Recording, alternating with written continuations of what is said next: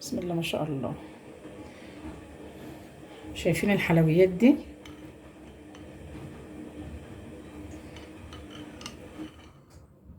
بسم الله ما شاء الله. شربات الحلويات بتاع رمضان اللي هنعمله مع بعضينا، وهنحطه في التلاجة نستخدمه لكل الحلويات ما عدا البسبوسة. البسبوسة بتحتاج شربات خفيف، والشربات بتاعنا ده وسط، لا هو تقيل ولا هو خفيف. ينفع بلح الشام، القطايف، الكنافة، الصوابع زينب، ينفع كل حاجة. يلا بقى نروح نشوف الحلاوة دي اتعملت ازاي. بسم الله والحمد لله والصلاة والسلام على رسول الله. ازيكم يا جماعة؟ عاملين يا رب تكونوا بخير. يوم جديد بفيديو جديد، يا رب يعجبكم. بس بالله عليك ما تنسي لايك حلو للفيديو، كومنت جميل، وجملة في القناة تعجبك. ربنا يجازيكي خير. يلا بقى نقول بسم الله الرحمن الرحيم، ونصلي على الرسول عليه افضل الصلاة والسلام، وندخل على الفيديو بتاعنا بقلب جامد ونشوف هنعمل ايه النهارده. النهارده احنا هنعمل شربات الحلويات اللي هينفع لجميع انواع الحلويات معاكي في البيت. لا هيسكر منك ولا هيبوظ ولا هيبقى اي حاجه، يبقى زي الفل. هنقول بسم الله الرحمن الرحيم ونتوكل على الله ونعمله مع بعضين. بسم الله الرحمن الرحيم. معايا كيس سكر كده هعايره. بسم الله. الله واحد، مالوش تاني. 3،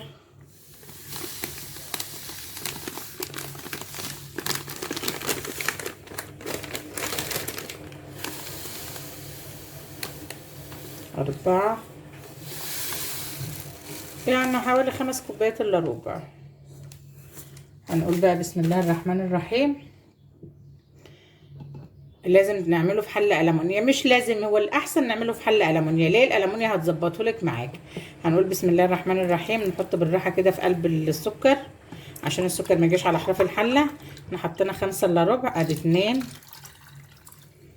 3،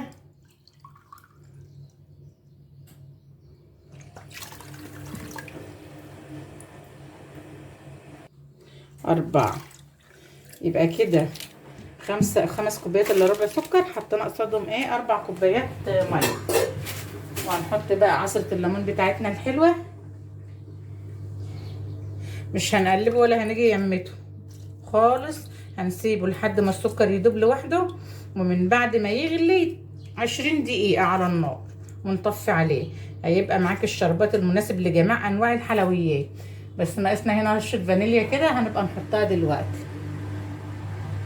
الشربات بتاعه بدأ يغلي كده، انا ما حطيتش فيه معلقة ولا اي حاجة خالص. هبدأ بقى لو طلع ريم كده اشيله، الريم اللي على الوش ده كده اشيله، واسيبه بقى لحد تلت ساعة.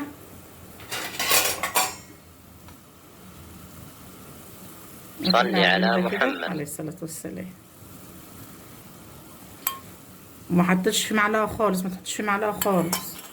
واحط بقى في كده حبيتين قرنفل. مش عايزة القرنفل ده، احط فانيليا وخلاص، بس انا بحب ريحة القرنفل وطعمه في الشربات. واحط ورقة فانيليا،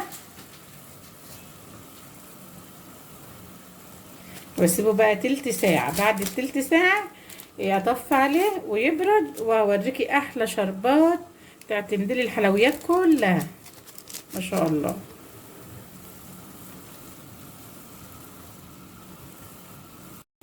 كده الشربات اهو معايا. اول مره احط فيه المعلقه بعد ما حطيت الحاجه. بقاله تلت ساعه على النار كده. خلاص شكرا. هطفي عليه واسيبه يبرد خالص، وعبيه في بطرمان، وعينه في التلاجة. اعتمدوا لجميع الحلويات ما عدا البسبوسة، لأن البسبوسة بيبقى شرباتها خفيف. كنافة، قطايف، صوابع زينب، بلح الشام، الحاجات دي. الشربات التقيل المظبوط اللي معايا ده مظبوط، ماهوش تقيل ولا خفيف، مظبوط. بس مش هينفع البسبوسة. البسبوسة بقى نعمل لها شربات خفيف. آه بس هسيبه يبرد بقى صلي على وعبيه. محمد. حط لي بقى لايك حلو للفيديو وكومنت جميل. مع السلامة.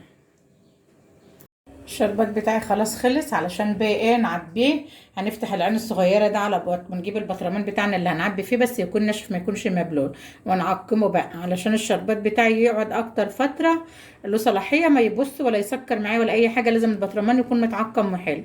هنفتح اصغر عين ونكفي عليها كده ونعقمه حلو، ونروح نعبي الشربات بتاعنا بقى اللي هنسيبه في التلاجة، نسحب منه نعمل منه الحلويات بتاعه رمضان. الشربات بتاعي خلاص خلص اهو، شايفين؟ جميل وتقيل وحلو.